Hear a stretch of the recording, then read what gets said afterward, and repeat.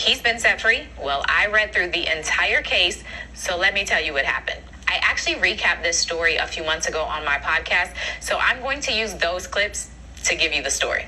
Vybz Kartel is a Jamaican artist. His conviction was overturned. A little bit of what I learned is that Jamaica's version of the Supreme Court goes up through the Brits. So they have this trial in Jamaica. They appeal it also in Jamaica. The defendants appeal again, and so it goes over to the Brits. And so this ruling actually came from the British court. Judgment in the matter of Sean Campbell, Adidja Palmer, Kahira Jones, and Andre St. John against the King.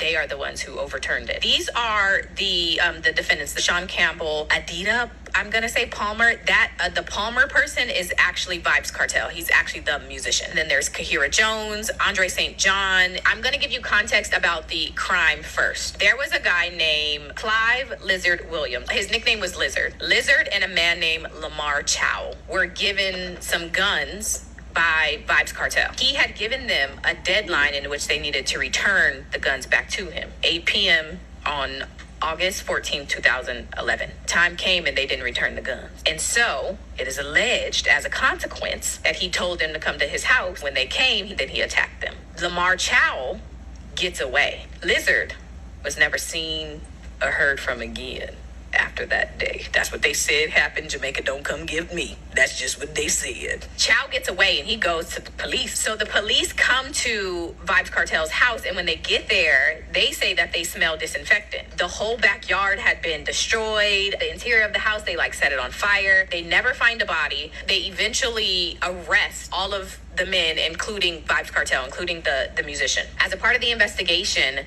the police officers get phones, obviously. They say that on these phones there's some communications that prove their story. I'm not sure exactly what they found on the phones, but that is a part of the document, that there were some phones. So the trial happens, they present all the evidence that they have, and they end up convicting all but one of those defendants for the crime of murder. Now, here is why Vybz Kartel appealed the decision. There occurred a series of incidents involving the jury. There was a first jury incident in which one of the jurors, Juror X, had some kind of encounter with one of the attorneys. The judge does his investigation. Everybody feels like, no, it just was kind of a coincidence, kind of happenstance, not a big deal. So the judge rules, okay, not a big deal, we can keep going. So that one is squashed. The second juror incident happens a little bit later. The jury was reduced to 11 members after a juror was discharged almost 8 weeks into the trial. It was juror number 11. She has a son who is incarcerated. She goes up to see her son, and she runs into one of the defendants while she's going to see her son at the jail. She sees him, talks to her son, it's fine. When she returns to go see her son again, her son mentions, hey, yo, when I was in the jail, Vybz Kartel, they had approached me a little bit. Juror 11 freaks out, and she's like, I'm scared for my son.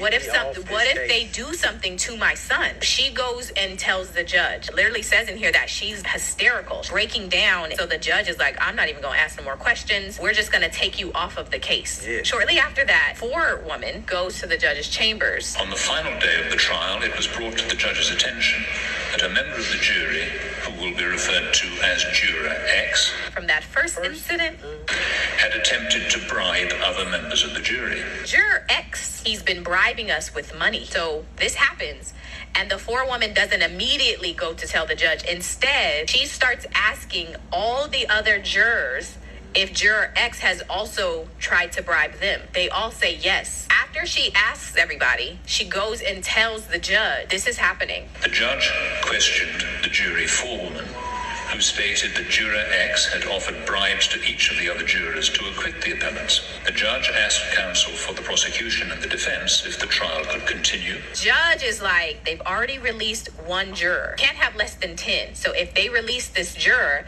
they now don't have a complete jury, so they have to start all over, and it is the last day of the trial. They are about to give it to them to deliberate. It would not have been possible only to discharge Juror X, because under the Jury Act, a trial for murder cannot continue with fewer than 11 jurors, the judge decided to proceed with his summing up and gave a direction to the jury, reminding them of their function. Basically says, just remember that when you are deliberating, you can only think about the facts that were presented. You can't think about anything else. You got to think about what you saw in the court. He retires them to deliberate. They go back at 3:42 p.m. At 5:35 p.m., the forewoman says, hey, we all can agree. It's 10-1.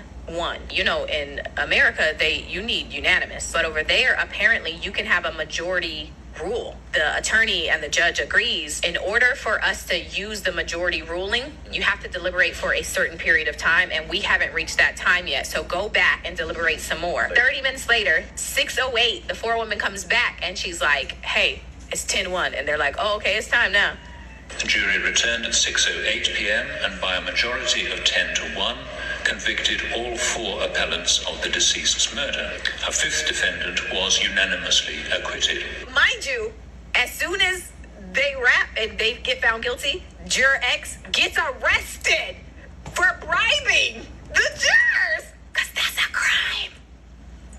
Juror X was immediately arrested and was later convicted of attempting to pervert the course of justice. There's one more thing that happens. Apparently, the rule in Jamaica, the jurors cannot separate until they come to a decision. They don't put you in a hotel in Jamaica. They would have just had to stay in the chambers deliberating. So when he retired them at 3:42, they was going to be stuck. And so what their version of the Supreme Court is saying, you can't have jurors thinking about traffic, thinking about daycare, thinking about whatever, still expect them to be able to fully deliberate and give like the care and thought that is necessary for a trial. The trial judge departed from standard practice in inviting the jury to retire to consider their verdict so late in the day, putting undue pressure on them to reach a verdict. They're basically like, you put undue pressure on them, and that also is unfair, so throw this whole thing out. So that's what happened. Okay, so after the conviction was overturned, it was up to the courts to determine if they were going to retry Vybz Kartel.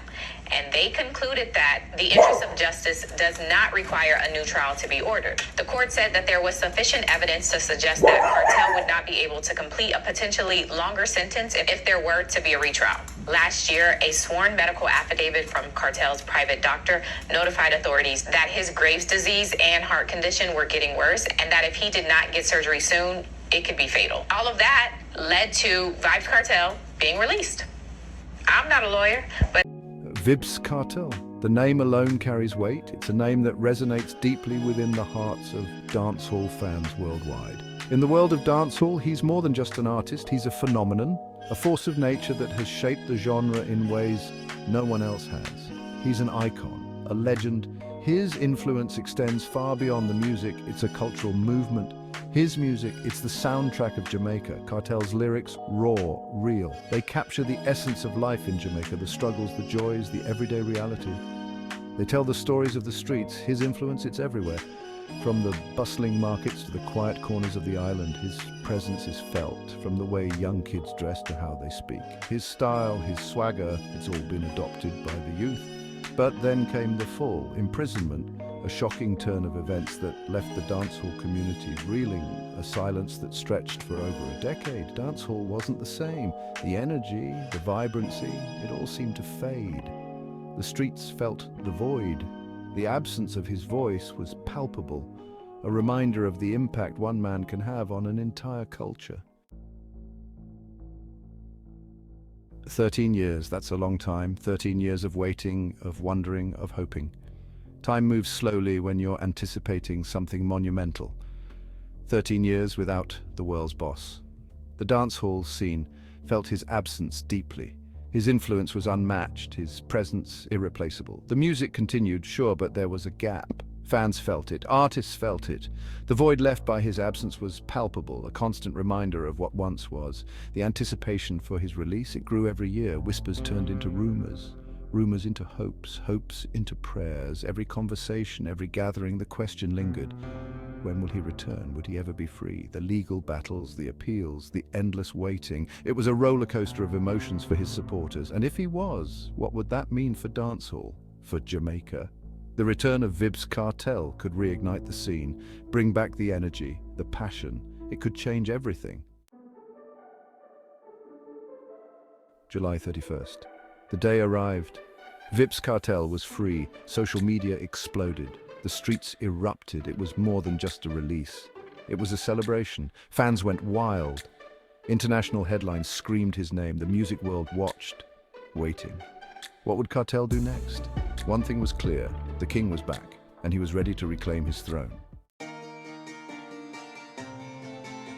The excitement is palpable. Kartel's return could be huge for Jamaican music. New energy, global attention. The possibilities seem endless. Young artists are looking to him for guidance. Established artists are ready to collaborate. The world wants to hear what he has to say. Could this be the shot in the arm dancehall needs? Could Kartel's return elevate the genre to new heights? But amidst the euphoria, there's caution. Kartel's past is complex. His lyrics often controversial. Some worry his return might reignite old tensions.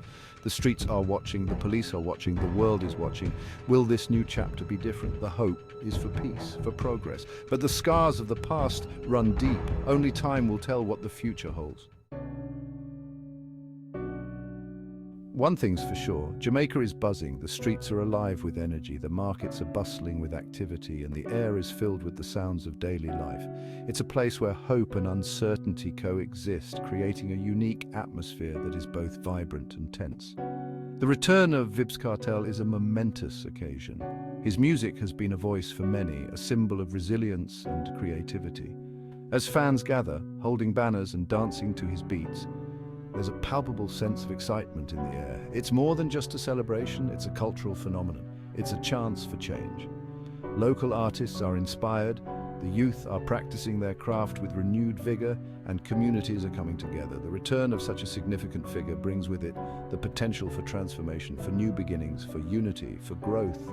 People are holding hands, working together on community projects and playing music in harmony. It's a time for building bridges, for fostering connections that can lead to a brighter future.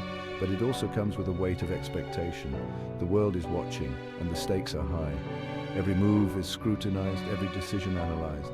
The pressure is immense and the responsibility is great. And the stakes are high. Time is ticking and the eyes of the world are on Jamaica. The intensity is palpable and the future is uncertain.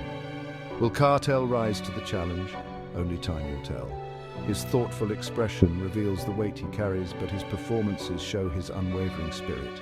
The fans cheer, hoping for the best, but for now, Jamaica waits with bated breath. The anticipation is everywhere, from the anxious faces in the crowd to the hopeful eyes of a young child listening to music. The quiet neighborhoods hold their breath, waiting for what comes next, ready for the next chapter in its story. As the sun sets over the Jamaican landscape, the people walk through the streets at dusk, filled with hope and anticipation. The next chapter is about to unfold, and everyone is ready to see what it holds.